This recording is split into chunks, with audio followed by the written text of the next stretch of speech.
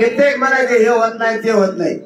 Bombay gadget सुद्धा आपण सरकारला सांगितलं की तेही स्वीकारा. सातारा संस्थांचं गॅजेट तेही स्वीकारा. चारही बाजूनं मराठ्यांचं कल्याण होऊ द्या.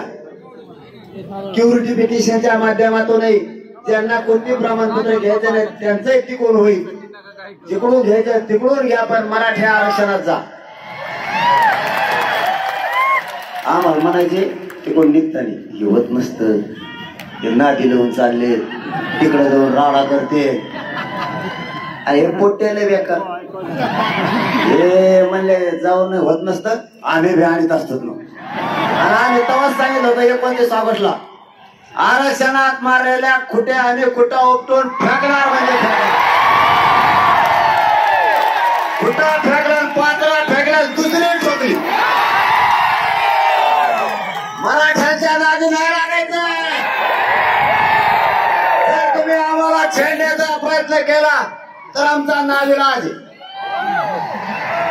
आम्ही आत्ताही गावखेड्यात ओबीसी बांधवात आणि मराठा बांधवात वाद होऊ दिला नाही आणि आयुष्यभर होऊ देणार नाही. आम्ही लहान आणि छोटा भाऊ म्हणून आत्ताही गुन्ह्या गोविंदांना आणतो. साहेब आमच्या गावखेड्यात आत्ताही पद्धती एवढंच घेतो मग संपितो आता, कारण मला एकाचा कधी बोलायची सवय पहिल्यापासून. आम्ही गावखेड्यात हे आमच्यात लावतात भांडण, हे नेते हे पाहिजे भांडणाला येते आमच्यात. गरीब ओबीसी बांधवात आणि मराठा बांधवात गरीब बांधवात. पण गावखेड्यातली पद्धत आता अशी आहे, लग्नाला जर कुठं ओबीसी बांधव आणि मराठा बांधव जर चालले तर दोघे 50-50 पेट्रोल टाकी देऊ गाडीला. लग्नात एकमेकाच्या वाढी दे.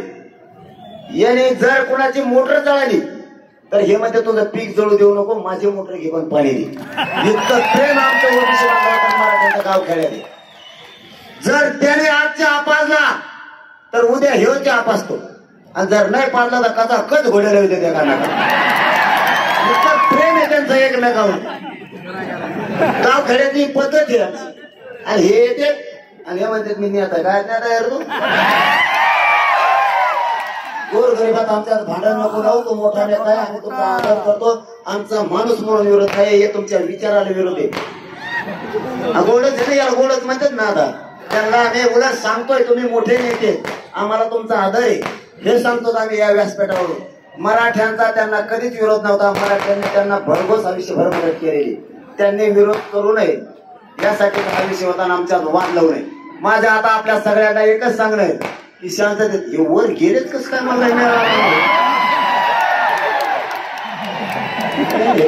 पोटे ते टाकडावरच येऊन बसले.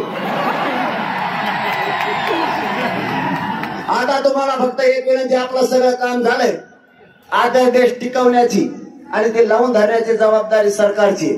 आम्हाला न्याय दिलाय, या गुलालाचा असाच सन्मान राहू द्या, कारण हा गुलाल त्या अध्यादेशाचा आहे. मराठा बांधवांना माझे हात जोडून येते. खाली बसा सगळे. आणखी राहिले ना मग पुढे निघाले मग मला सोडून चालले काय. सगळ्यांनी गाड्या दमाने हाणायच्या. आपण आपल्या गावाकडे गेल्याच्या नंतर तुम्हाला काय करायचे ते करायचे.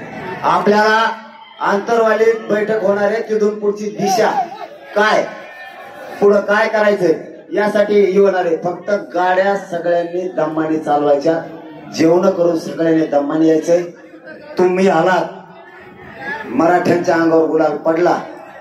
मराठ्यांच्या लेकराला आरक्षण देऊन आपण म्हणलो होतो त्यांच्या डोक्यावर गुलाल टाकणार, मराठ्यांनी तो टाकला. हा विजय महाराष्ट्रातल्या सगळ्या मराठ्यांचा आहे आणि बलिदान गेलेल्या सगळ्या बांधवांचं स्वप्न साकार होतंय. आणि पुढेही जर कधी अडचणी आल्या तर मी तुम्हाला शब्द देतो, कोणत्याही आरक्षणातल्या अडचणी आल्या तरी सोडवायला मी सगळ्यात पुढे राहील. जर या अध्यादेशाला काही धोका झाला तर सगळ्यात अगोदर मुंबईला मी आझाद मैदानाला उपोषणाला आलोच म्हणून समजा. सगळ्या बसून राहा. धन्यवाद. त्यानंतर महाराष्ट्राचे लाडके मुख्यमंत्री शांत बसा खाली सगळे. ज्यांनी सगळे खाली बसा. ज्यांनी हा